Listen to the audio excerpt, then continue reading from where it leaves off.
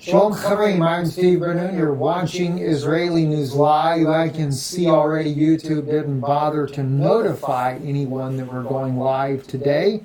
So maybe we should give you guys just a chance to tune in because I've got some very interesting things I want to share with you tonight. And of course, we're back in studio once again. I've been studying all day, getting ready for the conference coming up next weekend, I should say. Not this weekend, we're already on the weekend, but next Saturday, a week from today, the conference on our website. Let me just jump over there real quick to that there, IsraeliNewsLive.org. You can jump in there at any time, and you can actually register for this conference here. All you have to do, right there at the top of the page, the Coming Persecution Orlando Conference, March 30th. Click on that link right there. That'll take you to our website. I'm going to tell you something. I've been asked this a couple of times in emails. Steve, is this conference going to have information that has not been in the other conferences? Absolutely it will. It's going to have a lot of information that you've not heard before. Myself, my wife, Dr. Pigeon, all three of us will be speaking there this Saturday, the 30th of March. As you read in the little article there on our website, you can click there, you can make a donation to do the entrance fee for the conference there. Be sure to put that in the description. I'm coming to the conference. The donation is for that purpose. As well, you could pay at the door. We are pretty close to max capacity, but we're not fully maxed out. And the only thing I ask, if you're going to be coming at the door in this actual, on our website, scroll all the way down and make sure you comment in the comments below. I think you have to go past all the comments to do that. Let me just make sure of that. Scroll down to the right there. We got a lot of comments on there. Yeah, there you go. At the very end, you can make the comment. I'm planning on being there. I'll be there with my wife, my husband, whatever the case may be. Two of us. Do you have room? Put us down. We'll respond to you in the comments, yes or no, if we were to max out. If we've already responded to you yes, you're counted as one of the number because we are limited to 150 people at this conference there.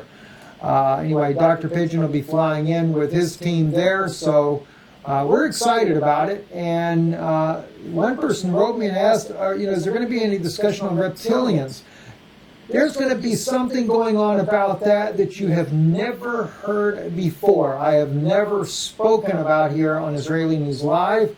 And I am planning on recording the conference. I'm hoping I won't have any issues with that.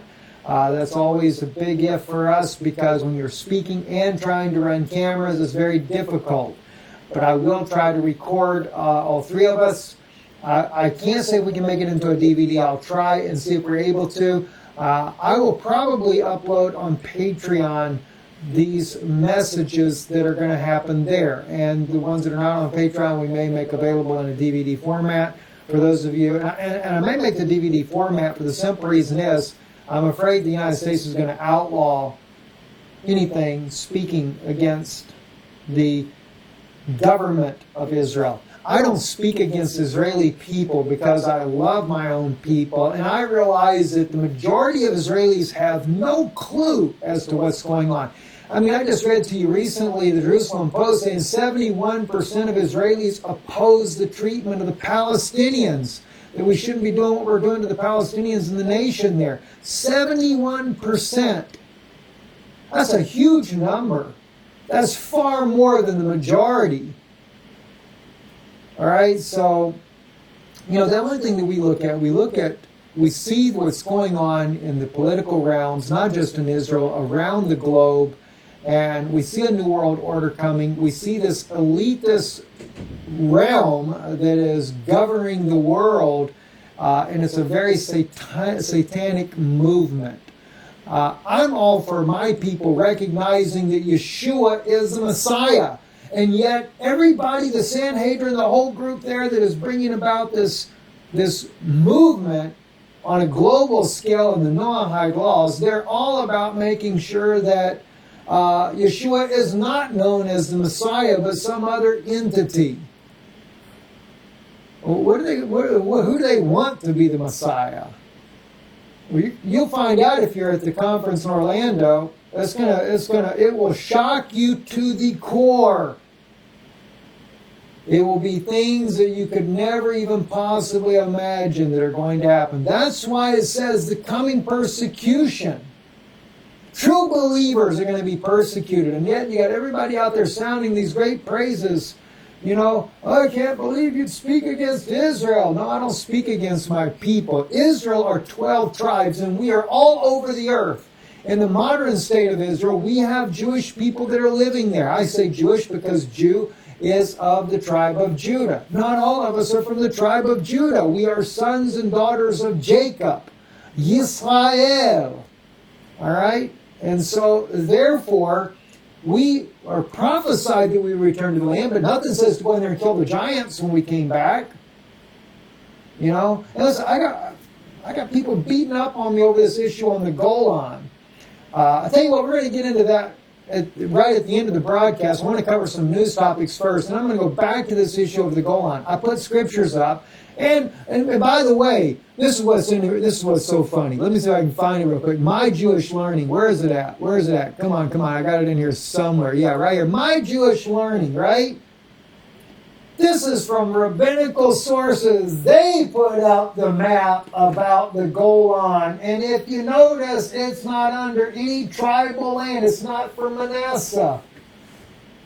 Their own map from My Jewish Learning does not include east of the Jordan River. They put Naphtali just like it's supposed to be. And by the way, I will say this, though. Lebanon is actually sitting on land that belongs to the tribes of Asher, Naphtali, and Dan. Hey, listen, let's look at a modern map real quick, all right? Let's see. I think I got that up there too, right? Let's go real quick. Where is Tyre? There's Tyre. See that right there? All the way up to here.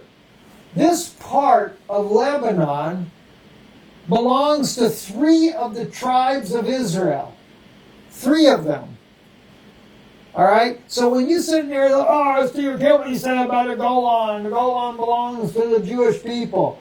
You know, if I could find it biblically, I would stand with it.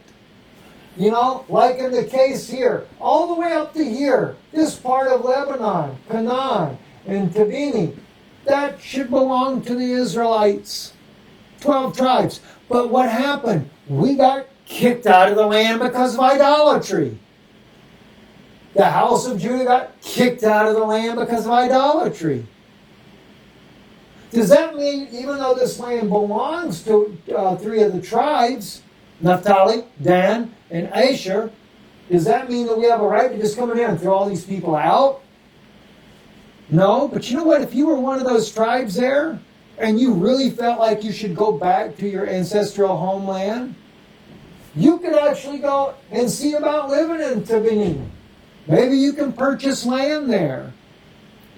You know, I'm not for driving people from their homes, not to mention, like I said, DNA-wise, 50% of your Palestinians. Now, I know that they're Jordanians, they're Egyptians, 50% are Egyptians and Jordanians mix. But the other 50%, even according to Ben Gurion, who was trying to get them back in the line of Judaism, what they thought was Judaism, the Talmudic Judaism, he knew that they were crypto-Jews. But no, we just throw them all in the same bunch and say, wipe them out and get them out of the country. National policy, by the way, now. That's what Netanyahu put it as, right? We are a Jewish state, and Jewish only. Good friend of mine. I really love the brother. And listen, I'm not going to call his name here. I love this brother. He writes me, I'm not for this whole issue of the state moving, brother. Listen, I love you, but Israel is a Jewish homeland. No, Israel belongs to all 12 tribes, and God never said that we could take the other person's land. I tell you, let's deal with the subject now. Let's just deal with it now while we're here, right? Let me first start off with Isaiah. This is what I brought out the other day, because this whole issue of the Golan, you know, and let me make it clear. I'll make it clear right now. At this point, handing the Golan back to Syria, to me, is not going to solve anything. I really don't think it'll solve anything. You got all the Israelis that are living up in this area. and they're living in little patches of land because there's so many landmines out there from the 67 war. It'd be difficult for anybody to survive or to settle or to do anything. So giving it up, I don't think is going to make much difference at this point. In fact, from what I understand, and maybe I'm wrong on this, but I think this is correct, Bashar al-Assad was actually willing to give up the return of the Golan to make peace with Israel. That didn't happen. But nonetheless, that's what I would think at this point. What I'm trying to do is show people how the Scripture speaks about the Golan. All right? Now, I'm in Isaiah. For the people that are reading English Bibles, it would be in Isaiah chapter 9, verse 1 and 2. But if you're in a Hebrew Bible, you have to go to chapter 8, the last verse, verse 23. Actually, a couple of verses even before that. It says right here, all right, and they shall pass this way that are sore bestead and hungry, and it shall come to pass that when they shall be hungry, they shall fret themselves and curse by their king and by their God, whether they turn their faces upward, or look unto the earth, behold, distress and darkness and gloom of anguish, and outspread thick darkness, spiritual darkness. For there is no gloom for her that was steadfast. Now the former hath lightly afflicted the land of Zebulun and the land of Naphtali. But the latter hath dealt a more grievous blow by the way of the sea beyond the Jordan in the district of the nations. Now, in Hebrew, it doesn't say in the district of the nations. It doesn't say that at all. It just says Galim HaGoim.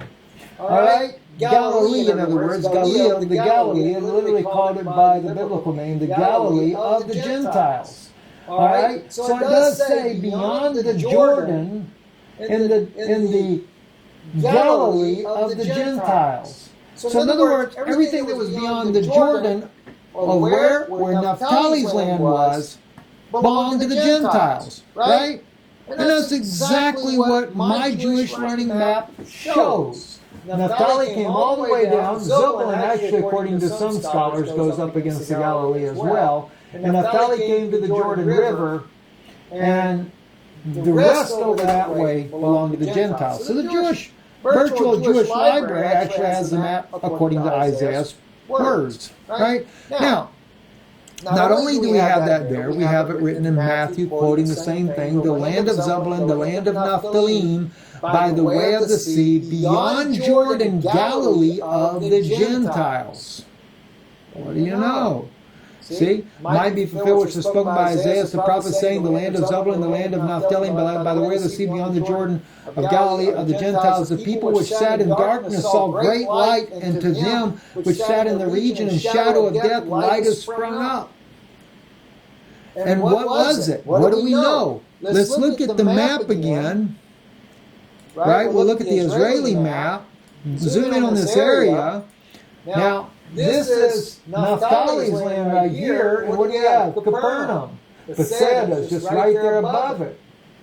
Right? But then we also read that those of Syria heard of his fame here at Galilee, and they came to him.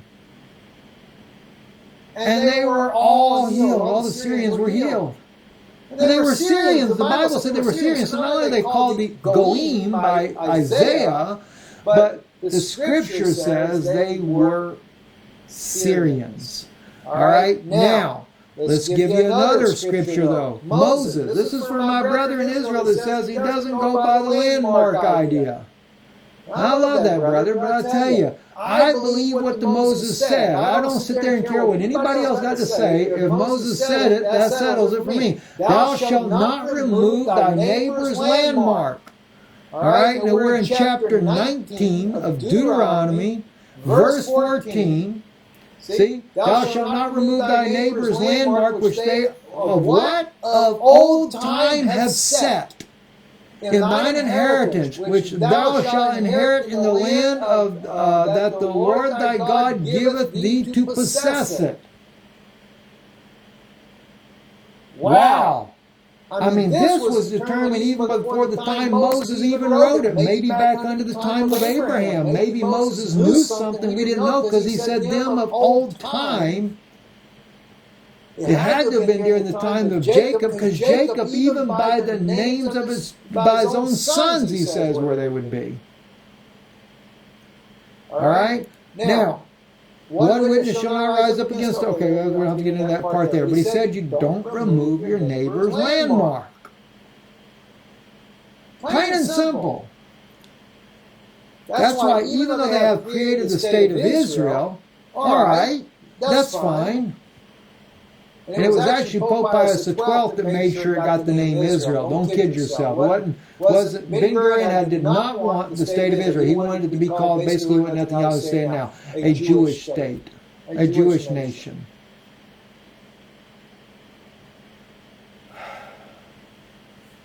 So we'll get into that a little bit later. That's some of the points of it. Let's just clarify. Let's just say, listen, it's not my word, my desire. Like I said, to go on, I think just leave it like it is right now. It's not going to change anything. You got your fences up and everything, and what are we going to solve by it? Now, granted, like I said, there's a ton of oil under there. And in that respect there, I think a percentage should go to the Syrian people. If nothing else, what do? They always say the rebuilding of a nation after they destroyed it by war. Well, Israel, we as an Israelite government there, has funded the jihadists that have helped destroy Syria. So yes, I think oil revenue, some of that revenue, not all of it, but some of it should go to the rebuilding of the nation. So, we helped caused it, just like Americans. We went over there and spent millions to try to overthrow Bashar al-Assad, killed how many women and children and men as well, and crippled and wounded and maimed and murdered. Guys, let's just tell it like it is. Let's don't lie about it. Let's tell the truth. I mean, listen, where's your first love at? Where's your love for Christ? I say that because, we've been dealing with this Noahide law issue for a while now, knowing that the idolatry part of that is going to cause the beheading of believers, and yet you got so many people that are so blinded to this that they're all about, oh, you're anti-Semitic. If I'm anti-Semitic, Jesus Christ was more anti-Semitic than any human on the face of the earth today. He called the Pharisees and Sadducees a bunch of vipers, serpents, devils, the most religious and pious rabbis of the day. And yet all we got, Tulia Singer says himself, that we are the Orthodox community are the Pharisees of 2,000 years ago. We kept our heritage and we're that same lineage all the way down. Well, you'd be shocked to know. I mean, you should be shocked to know what Yeshua says about him. Now I realize mixed in amongst that, because he says there was wheat planted and then there was weed planted. And they grew up together. And he said, let them grow to the harvest. They'll be separated then. Now, your two witnesses are coming to do some separation in this harvest. And let me tell you something. They're not going to be playing your little church games. And they're not going to be playing your Talmudic theology either. And they're not going to be for 613 Levitical laws that are mixed in with a bunch of Talmudic laws. They're going to come in and they're going to lay the axe to the root of the tree, just like John said, that every tree that doesn't bring forth good fruit is going to be cut down, hewn, and thrown into the fire. So, it's time to quit playing church. It's time to get back to your first love, as is spoken about in Revelation in the churches there. He says, there's one thing I have against you. You've forgotten your first love. Christ should be your first love. He should be the most important person there is in the world to you. And yet, all those that are sucking up to this movement of the building of the third temple and the government demanding a Jewish state and everything that goes with it, the Sanhedrin Council. In fact, speaking of the Sanhedrin Council, let me just show you what they're doing at the Sanhedrin Council here. Let me find the right link here. Here we go, right here. My wife sent this to me. Mike Pompeo visits Church of the Holy Sepulchre, right? That's the name of the video. But in the video, what does he do? He is sitting there. This is a Times video right here. He comes there in the underground tour of the Western Wall, where they have the Sanhedrin, I call it the Sanhedrin courtroom. He's in front of the pomegranate with the Hebrew writings on there. He's going to sign some documents. Got the 71 seats in there. for the Sanhedrin members there. And here they are underground at this synagogue for the Sanhedrin, sitting in the semicircle, the way it was in ancient days. And from what we understand, what we're being told, the Sanhedrin is going to replace the United Nations. Interesting, isn't it? So, like I said, where's your first love? And believe me, everything that they're saying, no, Yeshua is not the Messiah. He's not going to be the Messiah. You're going to find out who it is. Yeah, you'll be shocked to find out who it is. Anyway, let's move on to the news here I wanted to cover here. Pompeo threatens to curb Israel's ties over growing Israeli trade with China. Now, this is antiwar.com. Do you think Pompeo is really going to curb Israel's ties over growing Israeli trade with China after he's over here sucking up? Where is it again? Easy getting backwards. You think he's going to curb those ties? Come on, Mike. Come over, Prime Minister Netanyahu, President Rivlin there, and here he's going to come. He signs it. They got right hand and left hand. There you go. That's interesting. No, that's right-handed. Sorry, I'm looking at the camera backwards. Pompeo going to sign everything too. You know, make sure we get old Pompeo in there. He's going to sign. Maybe I missed that part on there, so maybe he'd already signed it. But anyway, yeah, no, he's not going to change his tune. Anyway, fresh off the Trump administration unconditionally recognized the 1981 Israeli annexation of the Golan, High Secretary of State Mike Pompeo threatened to see the U.S. curb its intelligence and military ties with Israel because the country is trading too much with China. Mr. Pompeo, let me tell you why. America is going by the wayside. They're done. We're done. You know? Netanyahu said they're going to drain America for everything they got. Well, we're giving billions of dollars in military aid to Israel. Oh, you're going to cut some of those ties of the cooperation with our intelligence. You know what? How about cutting about half of the money you're sending? You know, I mean, there's so much talk about President Trump needs a wall on the southern border. Hey, half the money would take care of that. Israel already has the Samson option. Israel has enough nuclear weapons. If anybody threatens Israel, Israel's got the ability to defend itself. So we don't have to play that game. We know that nobody's going to mess with Israel because Israel's got the ability to retaliate like no one else could ever even think about. All right? So don't have to play that game. All right? But here's another interesting one here. Cynthia McKinney, former congresswoman, doctor as well. Don't they get it? Israel doesn't care about the U.S., never did. The Israeli deep state will use the U.S. until it can't, and then it will use China until it can't. To the Israelis, the U.S. is yesterday. China is tomorrow. That was her response to that article about Mike Pompeo. And by the way, that's why we have all those ghost cities in China. Because I was told by someone very close to the intelligence people in Israel that when they get ready to have Russia bomb the U.S., which is in the near future, they're going to put all these elite and their families and the politicians that have supported this movement of creating a new world order and Jerusalem being the capital, they will spare their lives, put them underground. When it all passes over, they're going to move them where? To the China's ghost cities. What do you know? All kinds of stuff going on when nobody pays attention. Xi Jinping in Italy signing another agreement. Why? China will become the new world military global power like the United States was. That's why they're building more aircraft carriers. That's why they control the port of Haifa, and they've also be building the port in Ashdod, and they will be controlling that. The United States hasn't even been on it, Mr. Pompeo. You want to talk about them doing business with them instead of you, and not to mention the United States, all the manufacturers moved all their stuff to China back in the 80s and 90s because they knew that China was going to be the new world superpower, and America would be demised and destroyed. Part of that global plan. Don't like somebody, just get rid of them. This is something very interesting as well. America and Israel in danger. Praying and fasting alert. Appreciate this Mr. Lars for putting out this video. But what I'm going to play for you here is an excerpt where Mr. Bennett, he lets the cat out of the bag. I'll have to read to you what it says. They do have the subtitles already here, so I'll read to you what he says here.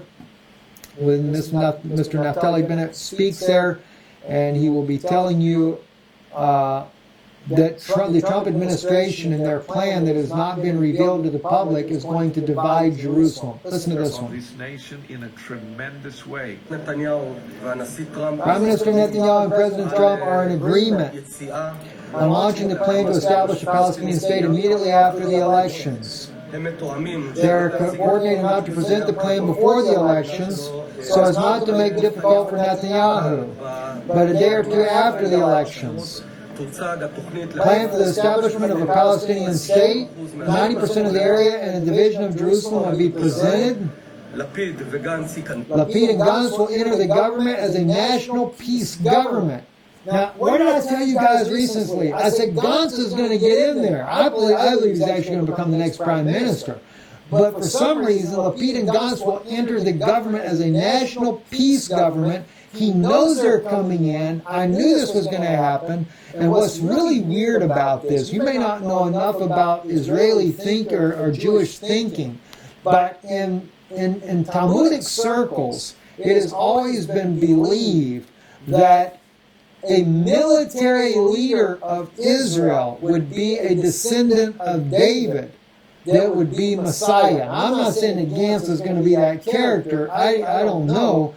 But it's just kind of odd that he happens to be a general running, and he's a what? He is for the national peace of government, and he is very much for conceding and making the two-state solution as well. And when I saw that, I felt like something is a little bit weird. I believe Gantz is going to get in there, but I'm not sure how they're going to pull it off if he's not elected. How are they going to work it out? Naftali Bennett sees this coming, so let's watch it here. Let's see what he says. The only way to stop this is with a strong and real right. Thank you. Now, Naftali Bennett, I've always noticed that he was trying to push for becoming prime minister, but I can see he's not for the dividing of Jerusalem. But he's clearly done spilt the bag. He let the beans go everywhere. You know, I appreciate his courage. I really do in that case there. I don't agree with Mr. Bennett on everything, but you know, at least he has the courage to tell the people what's really going to happen, something we've already known that's going to be happening. We've told you this for years now, but hey, cat's out of the bag, right? Here we go. So anyway, now another thing that's kind of weird, Jewish news. Now, Israel is talking about taking the place of Britain in the European Union. That's a shocker. But you know what? If you're there at the conference, I'll tell you where that comes from. I don't have it here. I would tell you guys right here. But I know at the conference I'll be speaking about it. There's something specifically that I know about, but I need the information to share it with you. There is some information that was amongst the Orthodox circles back years ago about the European Union and how they talked about encircling it and putting a stranglehold on it. Wow. And so when I saw this news here, I'm like, that's why. That's why. Domination. And listen, Jewish people are not interested in this. Israelis are not interested in this. This is why, you as believers, you should be doing something to help your fellow brothers, not encouraging it, not encouraging global domination, not encouraging Noahide laws. Oh, wow, friends. Terrible, isn't it? All right, so I think we already covered all the news that we're going to look at there. Let me just real quick look here. Let's see. Oh, this was one thing, too. I apologize. Yeah, I did want to bring this out. This is Department of State released this video here. And they're talking about how that Iran is squandering the water away, the natural resources. On World Water Day, and aimed at highlighting the importance of fresh water. And it's really, really kind of disgusting the way they do this here. Because, as I brought out to you guys recently, the reason why Iran does not have the water, and they'll show here, and what's interesting, let me see if I can find some of the footage of it. lakes that once inspired Persian poetry, like here we go. They show the drought, the water not being there, and they're saying that Iran built a bunch of dams, spent a bunch of money, nothing that really worked, and this is what caused all the problems. But and there may be some truth to that. I don't want to totally underestimate that issue as well. But from our own source that we have from Iran, a very precious brother there, he had shared with me that the reason why the water supply was cut off was, even though there's an agreement with Afghanistan to allow so much percentage of the river to flow into Iran, they cut that supply of water off in order to feed the poppy fields in Iran, that the United States is smuggling those drugs from Afghanistan, actually through Iran, with as far as that goes into Europe, and as well as on transport planes, U.S. military transport planes, to get that heroin back into the United States. So, you know, this is all a propaganda, and of course, one more reason for them to want to say bomb Iran.